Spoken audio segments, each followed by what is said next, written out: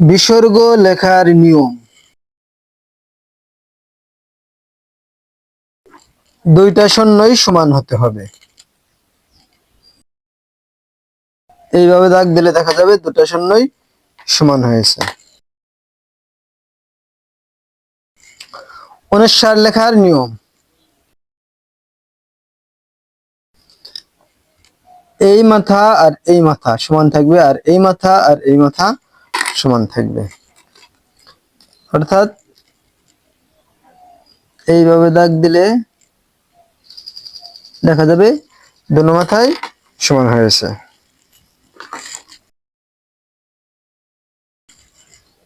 খণ্ডত লেখার নিয়ম।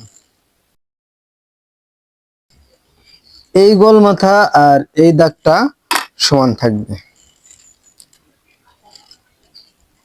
অর্থাৎ এইভাবে দাগ দিলে দেখা যাবে দুটো মাথাই সমান হয়েছে। চন্দ্র বিন্দু লেখার নিয়ম। এই দাগটা এই দাগের নিচে থাকবে, এই দাগটা একটু উপরে থাকবে, এই দাগটা একটু নিচে থাকবে।